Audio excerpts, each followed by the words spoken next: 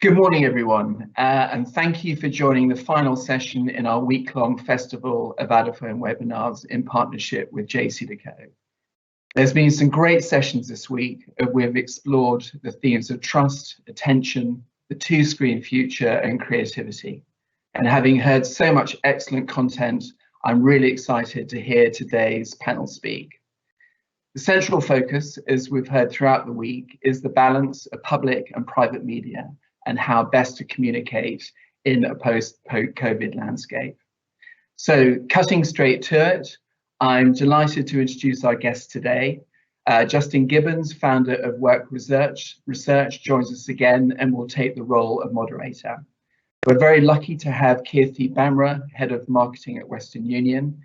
Kirthi has worked both agency and client side, and having also worked previously at Microsoft, she'll provide the client's point of view and thought process when trying to reconnect with audiences to ensure sustainable business growth. Fresh from sitting or currently sitting number 1 and 2 in Campaign's new business rankings, I'm really excited to hear the thoughts of Lauren Raymond, Chief Strategy Partner at UM, and Will Parrish, Chief Strategy Officer at Initiative. And representing the media sales side of the industry, I'm very grateful to Dallas Wiles, CEO of JCDecaux, for taking the time to join us and give us insight from the world's largest Adaphone media owner. And providing the Adaphone specialist view, we have our very own Susie McAvoy, Rapport's Head of Business Development. So a fantastic panel of speakers. I can't wait to hear what they all have to say. Justin, over to you. Hi there, everybody. Right, so we're going to try and kick around some of these issues that have come up in the 4 webinar sessions we've had so far around trust, attention, creativity, and then we're really going to dive into public-private. I'm really interested to get some different perspectives and hear some different viewpoints on some of these issues. So we'll kick right off and dive into trust. We've obviously seen lots of evidence coming through that the consumer view of what they trust and what they don't has changed, and certainly as media people we've been thinking about how we build trust. So I'll kick off with you, Susie, and just ask what's your view of trust and how we build it in media? Thanks, Justin. Well, I think the reason why it's becoming ever so more important really is being driven by the changing and evolving need states of consumers. Last year we've all had a massive shift in reassessing our behaviours, what we place importance and value on, where we spend our time, and indeed who we spend our money with. And I think brands really need to react to this shift if they want to genuinely engage with us. And there's been a really significant increase in the importance of trust. I think the best way I could describe it is that consumers want brands that they can rely on. I'm sure as many of us on this call have had some kind of negative, potentially COVID related experience with a brand that turns out, shock horror, not to be as dependable as we thought they would be. And we've spent our money with these brands, we've invested in them, and along to come a few problems, and we've been left high and dry. And this we feel have been let down, or there can be feelings of mistrust there. So brands need to work really hard to re-establish that trust, often across their brand and indeed the category as well. There's a great stat that shared earlier in the week around people are 36% more likely to engage with a brand that they trust. So when we consider how important it is therefore establishing that trust through media, well, it's huge, which then leads on to the conversation around, well, how best to do this. And that's really where the strength of public media such as Out of Home really comes into its own. We know it's fantastic at driving trust, stature, fame. We've uncovered that in our own research around standing on the shoulder of giants.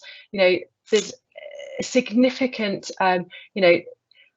development of trust, not just in our own medium, but it really has a positive uplift through to the private channels as well.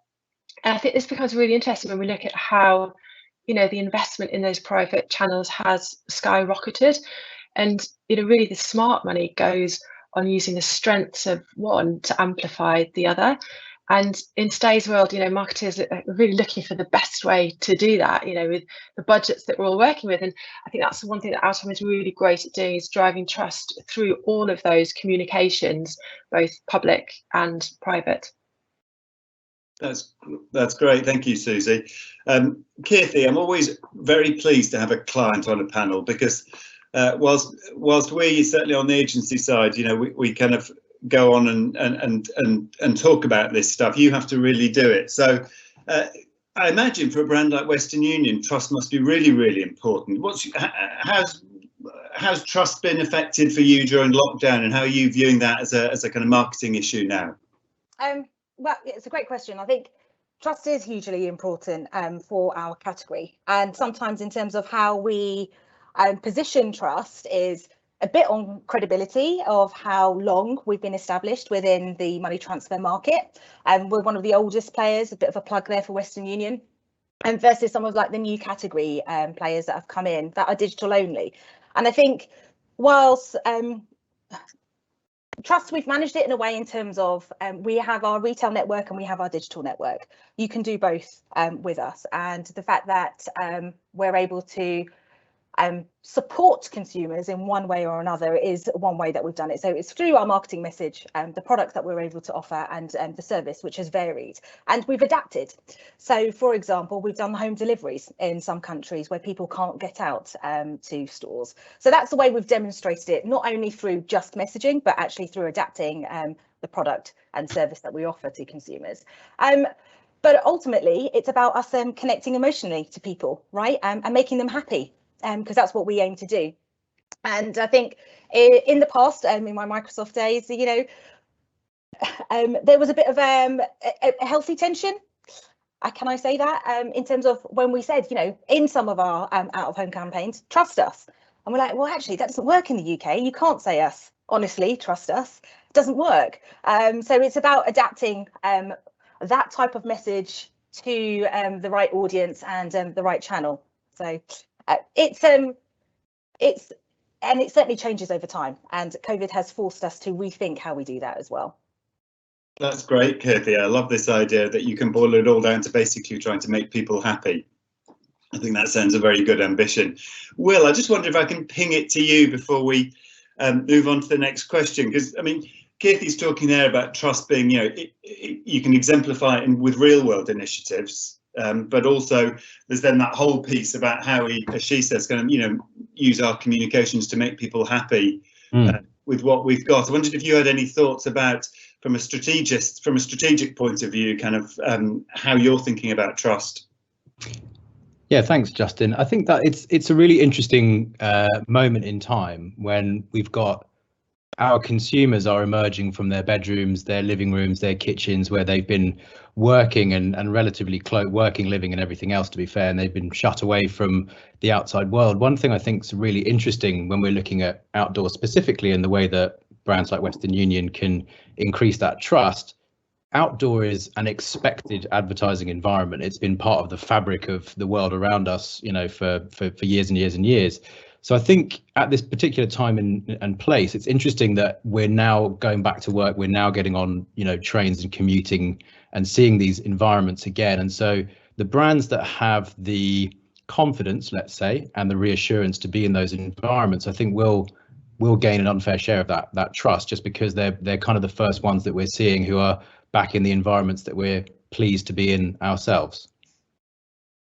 That's great. Thank you, Will.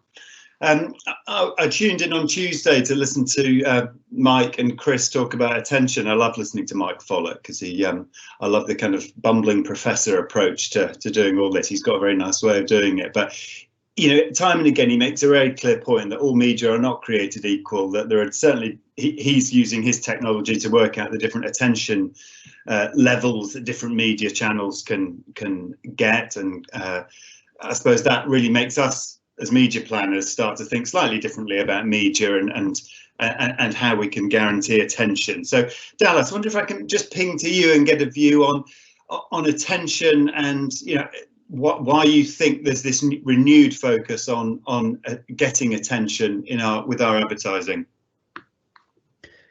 Yeah, thanks, Justin. Well, firstly, I would just like to thank Chris and the report team for hosting such a fantastic week and getting everyone at JCDecaux involved. We really appreciate your support. I think it's natural to say we all thrive on attention, no matter how small or big it is. But I think from a client or brand perspective, it's critical nowadays due to the competitive market set we all live in and actually work in. I suppose if I just go back a bit, and I will come back to your question, Justin, but we've spent the last 15 months looking down at our phones, our tablets, our TV screens. And there's an article last week that even the Zoom CEO is suffering from Zoom fatigue. You know, that's a bold statement, and it shows how we're all getting inundated with technology and looking down. We've done a bit of a global survey, a sentiment tracker, and actually, if you look at the trust in social platforms and messaging on those platforms, 64% said, these networks are too invasive. So, they are struggling to grab that attention of their audiences. And we believe, and I suppose hopefully we all believe on this panel today, is that we're now moving into that stage, which we're calling the looking up stage. As a nation, we are all missing socializing, returning to offices that Will mentioned, meeting friends and family outside. And dare I even say it, we might be traveling in the near future. And this will continue to, play an important experiences and shared experiences, which, Western Union spoke about too, sharing those experiences in the public domain. And I think one of the things that Will alluded to early on is attitudes have changed from living to work to working to live. So we used to, I think Lauren said early on when we were having a bit of a discussion, the amount of hours spent in an office versus, working to live at home. However, I suppose I should just come back to your question is, we live in a world where there's been an information overload, and I think Mike Follett, mentions this quite often. And I know in your book, Justin, you signposted too. There's such a lot of short form communication.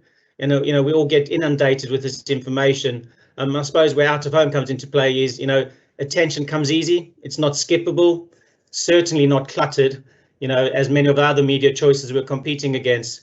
And I think we need to just remind a lot of people is that we can now activate quicker than ever with the technology information systems that we have created in our out of home ecosystem. We also know that now that we're all moving out of COVID, and I hope I haven't jinxed it, is that our attention levels are going to be higher than ever because we spend so much time at home. Our commutes will be less frantic and overcrowded. Travel times will most probably be evenly distributed because people are going to offices at different stages and different times of the day. But also, our shopping and leisure activity will be less defined than more social shopping. And this is obviously positive for out of home. But I think from what Mike said earlier in the week, he mentions the word, the attention economy. Does your ad get noticed? And if you can filter out the people that don't see it, it's got to be a benefit for your brand, and obviously also a benefit for your top line revenue and the amount of money you spend on advertising. But how long do people look at ads? And we need to make sure we can measure these elements. And Out of Home has done some great work over the last 18 months of working out and understanding which media channels are those that prime. And we've got priming channels like Out of Home and TV. And we know from some of the studies that we've done is that it increases social media by nearly 52% by viewing Out of Home before a mobile ad. So definitely Out of Home seems to be the solution. I would say that naturally as being an Out of Home media owner, but I believe Out of Home is now perfectly positioned to create those tangible brand returns in a safe and trusted environment, to what Susie said earlier on. But I think we need to also remember is that everyone is thriving on creativity, and I know we're going to speak about this shortly, but just as a context, since the 12th of April lockdown easing, we've been inundated with requests for special builds across the UK. People want to create brand fame in that environment where everyone is going to be socializing and spending time together. So hopefully what I've just said, and I know I rambled on and covered most of the topics today, is hopefully Out of Home has got everyone's attention now. Thank you, Dallas. I think the two takeouts from that are going to be, firstly, if there is any disruption to lockdown easing, we know that you jinxed it. So that's the main takeout. But Kirthi, I just wanted to flip to you because Dallas makes a good point there. There's kind of look up and look down. There's high attention channels that we might use, but there's also then going to be how do we work them alongside some of the look down private channels? Is look up, look down, something you're thinking about, Kirthi?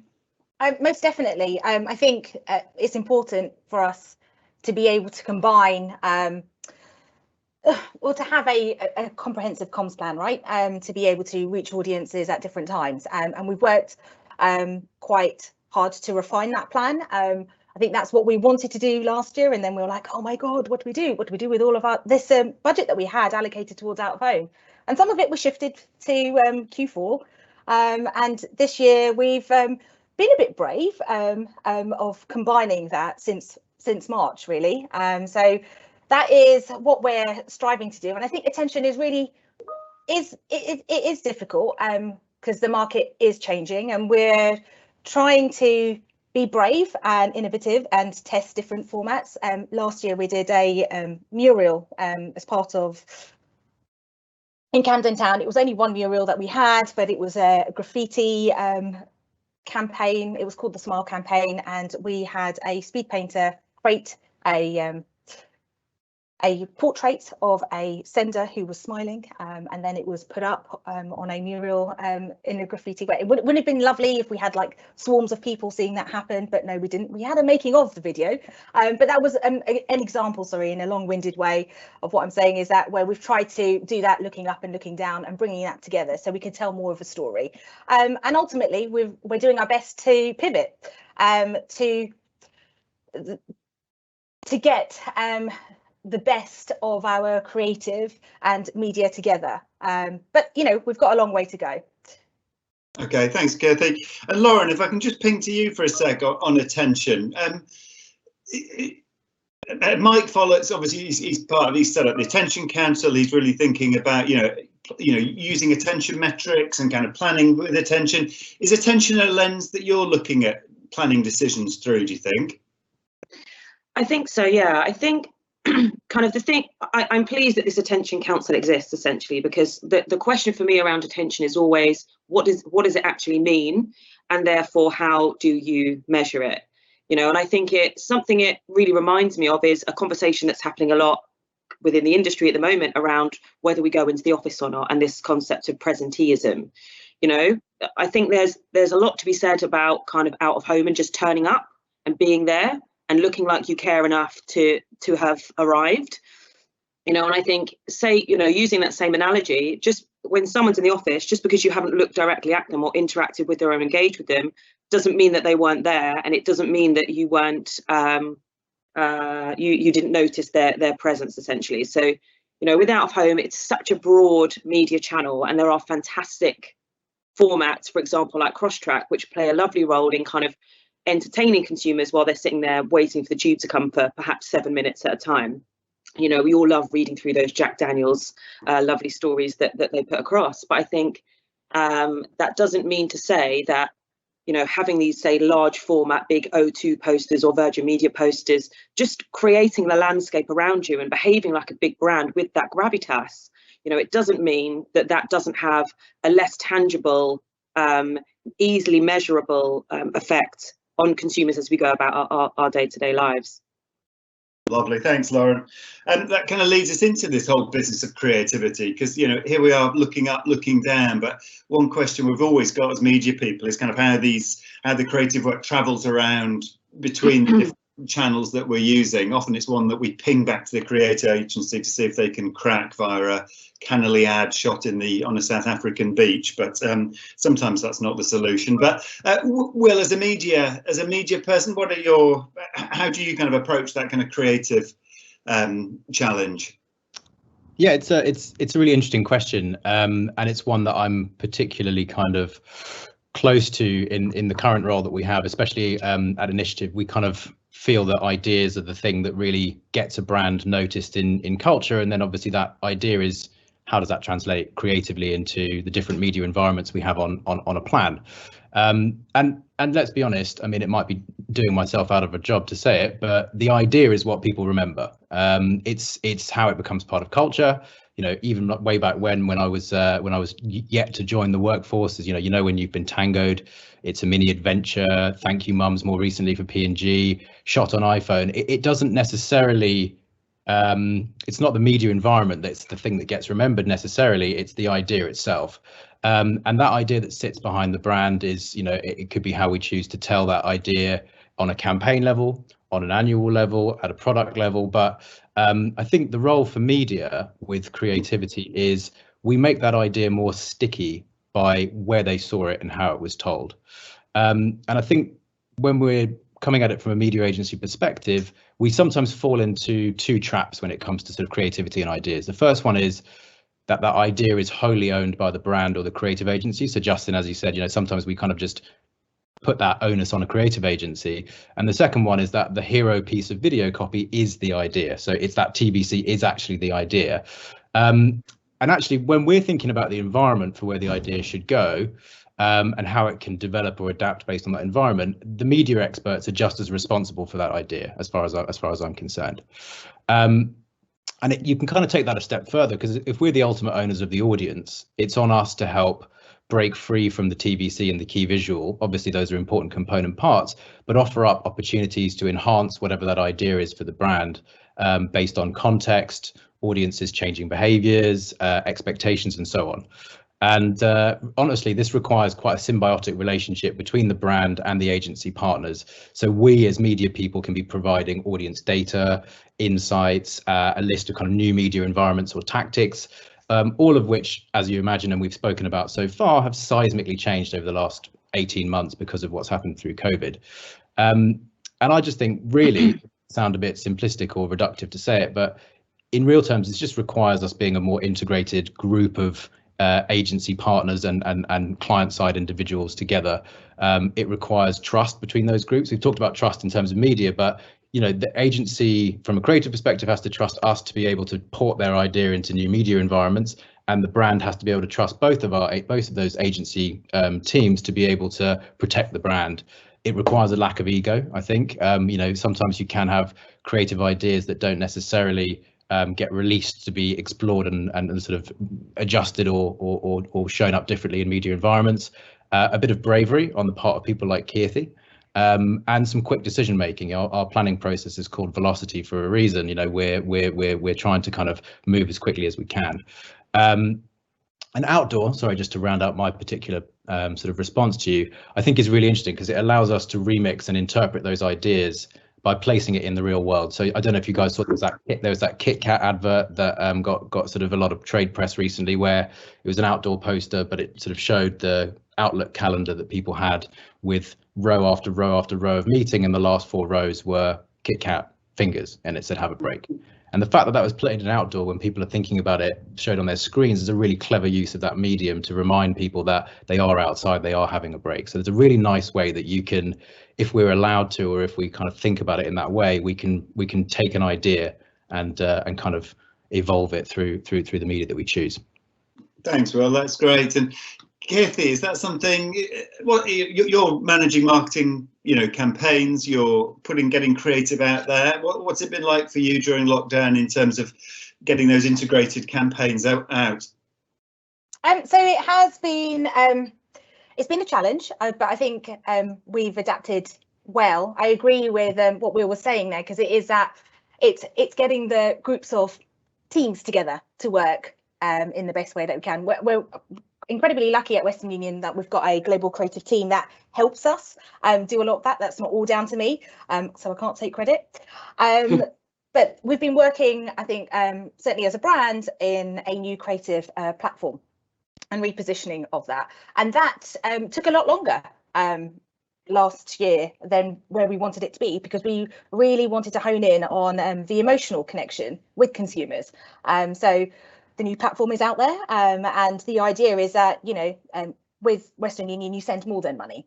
So you send a future, you send a dream, you send passion, and hopefully that will live and breathe across different channels in different ways. So yes, we've got a hero TVC, but we've got out of home supporting, we've got beautiful online videos, shorter versions that are more emotive and more kind of like your direct response. So it's how everything works together in a connected way, right? And that's what we're doing. And yes, we'll have some learnings, and I think the measurement part comes quite closely with that. We're quite a cautious brand in the sense that we do test a lot of things with kind of like panels and consumer panels. We call them our money mover labs. To see how things will work in the market. But ultimately, that measurability also comes through our ad trackers that we work with YouGov, right? To tell us, is this working the way we want it to work, to have the brand uplift that we want to achieve. So that doesn't happen live. We do get that a few kind of like quarters later, but that is that's what we use to hang our hats on to say, has this been successful in the way that we want to, and what else can we take away from that?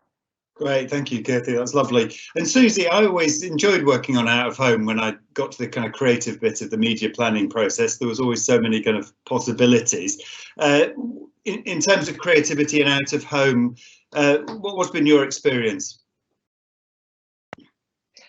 Yeah, I mean, Out of Home does seem to be one that a lot of people enjoy, you know, working on. I think a lot of people in our industry, once you're in it, find it hard to leave, and so much of it is linked down to that creativity, because, you know, even if opportunities don't exist, you can create, you know, and I think that's what's lovely about it, because we can really use Out of Home. I think we touched on it before, from a, you know, when we're collaboratively trying to solve business challenges, you know, to really communicate what the brand's, you know, positioning is, and especially if it's heading off in a new direction and, you know, rebranding, the collaboration side, when we can all come together. And I think that's actually something that, you know, in many ways, COVID has actually been quite helpful in terms of when we can get, you know, broader groups of people together for meetings, for brainstorms, for ideas. And often an idea, you know, might originate somewhere else, but we can all build on it, and it can play out Out of Home so brilliantly. We have some incredible, you know, sites to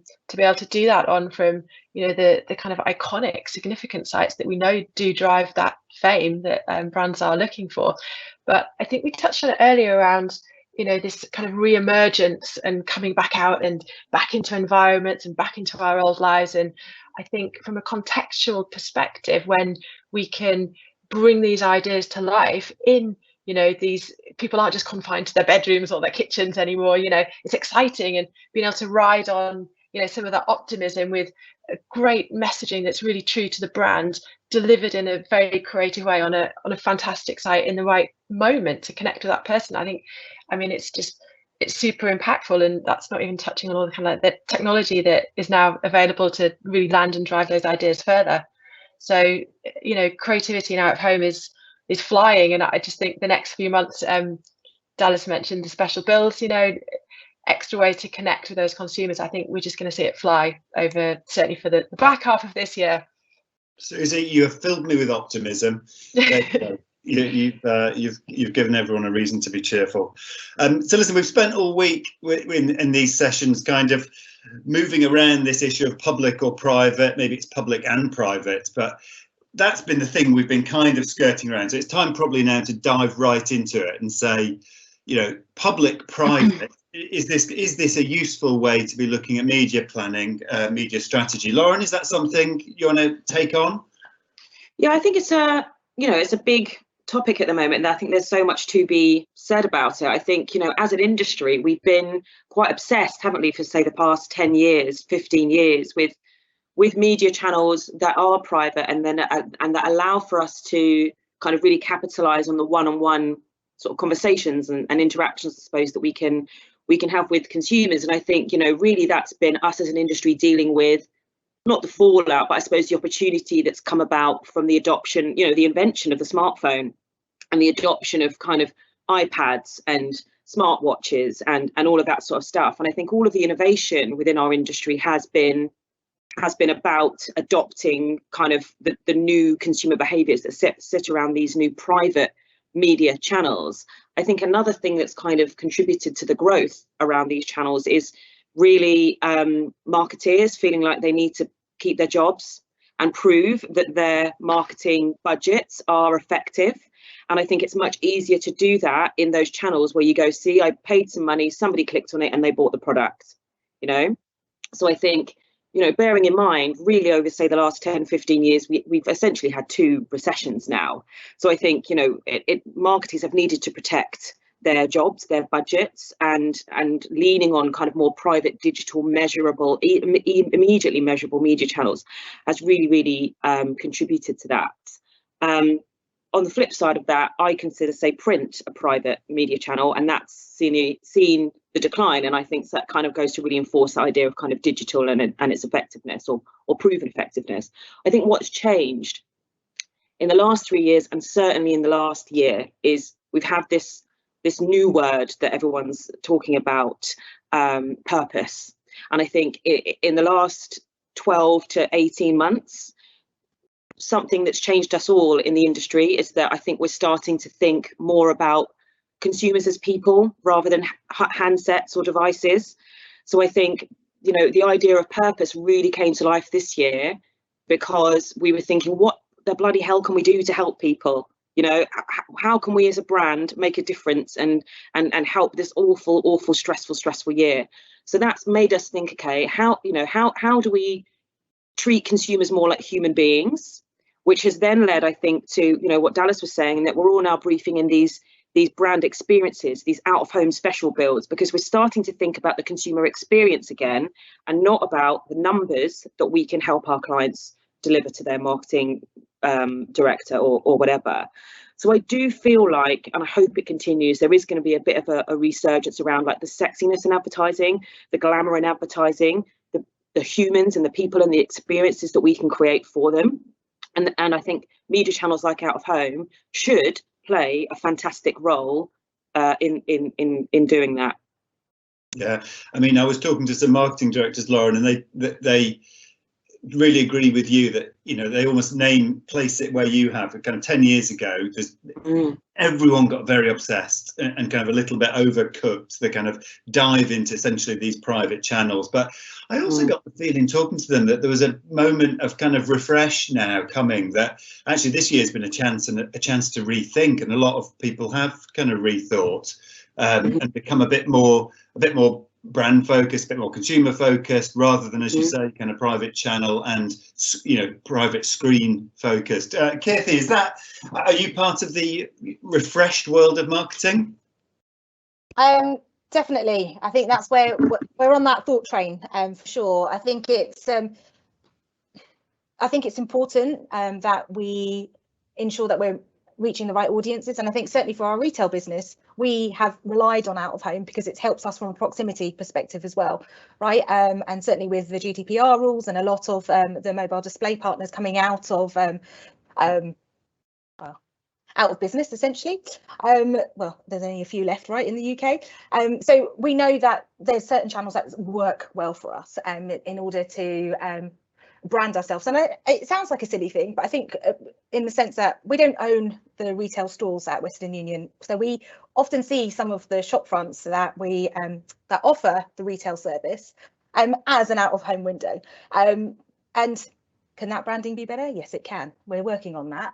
But it just shows you in terms of like where we feel that there is a need to have that blend. And I think there has certainly at Western Union that over reliance on digital and how we portray the value of our digital paid campaigns.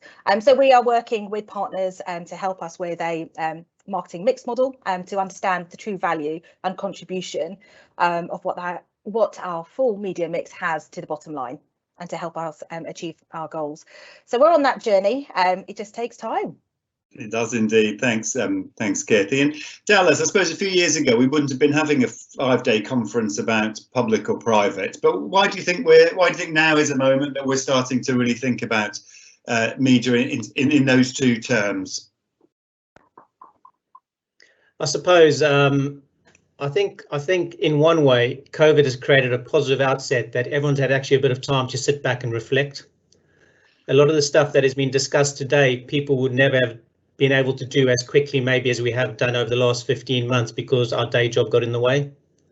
But I think there's a few interesting things that Lauren mentioned and Kirthi mentioned too, is we still got to remind ourselves that the average tenure of a CMO in advertising is about 2.5 years. And if you can point to something that is working, you know, it makes your life a lot easier than going and sitting at a board table and challenging the CFO and the CEO. We did a recent report called Pause or Play, which was written by Ian Whitaker, who's the City AM Analyst of the Year. And he said the one thing that we can all work on together is, you know, speaking the language of the CEO or the CFO. And if marketeers can, go on that journey and explain to people why branding, maybe more branding than activation, is the right way to go. But again, you've got to get buy-in from, your board table. If the average CEO was only lasting 2.5 years in a business, there would be a lot of more upset in that business, and people would have been asking questions about how that business is run rather than the CMO leaving every 2.5 years. I think secondly, we've got a cookie-free world coming, but it's interesting. All those FANGs, Facebook, Amazon, Netflix, Google, Snapchat, you name them, they use public media because they know you can't tell lies in public. They put the trusted messages out. Facebook always uses out of home to say, use us. We are squeaky clean. I'm not putting, these are the things that public media does. And I also think, we know we've got a priming channel. We know, Mike followed, as I said early on, we know channels that prime. And if you can, I'm saying it's the best of both worlds. I don't believe it's private on its own or public on its own.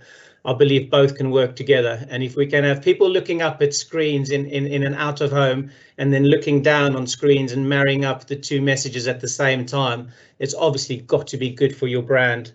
And finally, I mean, I just hope, this is the kick in the butt that out of home deserved, because we're a media channel that has so much to offer. I think we're the oldest media channel, a bit like Keith is saying they've been around for a very long time at Western Union. I think out of home's been a very long time, since cavemen were drawing on the walls, and that could be called out of home. So I think we've got a lot to do, but I think there's one thing that we all need to realize. It's got to be mutual education and mutual collaboration between media owners, agencies and clients. The one thing I don't want out of home to get involved in is analysis paralysis, over analyzing. So we need Keerthi just to trust us. Thanks, Dallas. That's great. Thank you all so much. What an interesting debate. I'll let you in on a secret that we were all sat beforehand rather worried if we were going to manage to spin this out for 35 minutes, but in fact we could have carried on for another half hour, I think, quite comfortably. So many thanks to the panelists. That's been a really enjoyable kick around. Chris, if you're still there, I'm going to hand back to you. I am still here, and look, first of all, what a panel discussion. I mean, there were some amazing nuggets of information. I've been trying to scribble frantically. What is it they say? You can steal with pride, or whatever it is. But I mean, some amazing comments there. I'm just going to try and literally pull out a few things which I loved. Keerthi, I love the positioning trust against credibility, and some of the work that Western Union have done to support their customers with things like, home delivery as a way of, adapting your service. Will, I love the out of home is the expected environment where brands can thrive and be confident and be brave. Dallas, I completely buy into what you're talking about. We've been 15 months looking down. Now's the time to look up, and coming back to the point you made about the FANGs in particular, and out of home being that safe and trusted environment. Will, I love the about the idea I think behind the brand, and the role for media is to make the idea more sticky. And then I think linking the role that media experts have to take responsibility as the custodian of the idea.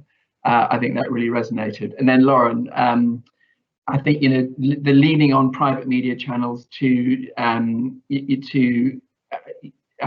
give this sense of purpose for consumers, and to start thinking of consumers again, rather than just screens, large numbers of screens, and treating people like human beings. So and then just lastly, I think there's one comment about the last sort of 15 months or so about sort of it almost being a time to think and to reappraise. So as I say, what an amazing panel discussion. And thank you very much, Justin, for hosting and for providing the themes and topics that we've explored.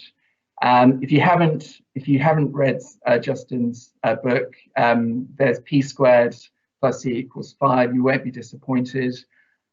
Thank you to all our panelists, Keerthi, Will, Lauren, Dallas, and Susie. And I just to wrap up, really, just to summarize the week. Monday's session talked about trust with JCDecaux's latest research study showing the importance of public media and out-of-home in particular in delivering that brand trust and the critical role it plays in shifting consideration. On Tuesday, we heard from Mike from Lumen, who argued that there was a need to place greater focus on attention as a metric in advertising, linking the length of time we look at ads to memory and action. Lumen's research showed us that public digital out-of-home screens primed private mobile ads, magnifying the intention generation on mobile and ultimately making it harder in driving recall and aiding message takeout. We followed that up on Wednesday by delving further into the topic of digital out-of-home and mobile with case studies for British Gas and Candy Crush. And then yesterday we were inspired by some really wonderful creative out-of-home campaigns from around the world. And then finally today, obviously, you know, we've had this great session debating the importance of public media. So really, it just remains for me to say a really big thank you to Decaux, our partner in bringing you this week-long festival of webinars. We hope you've found the content informative, inspirational, and useful. If you've missed any of the presentations, we'll be sharing video links next week so you can catch up. And if you're interested in learning more about the topics we've covered this week, or indeed you're wanting to upskill any team members about the capabilities of digital out-of-home, we've partnered with Decaux to bring you a new online learning platform. So there are modules that will take you to a learning journey, including practical classes to help understand best practice in out-of-home, which is available to clients and agencies. So please be on the lookout for our communications in the coming weeks as we launch this learning initiative with Decaux. So look, really, that's it. Thank you all for attending the webinars that we've had this week. I hope you found them useful. We certainly have. And have a great weekend, everyone.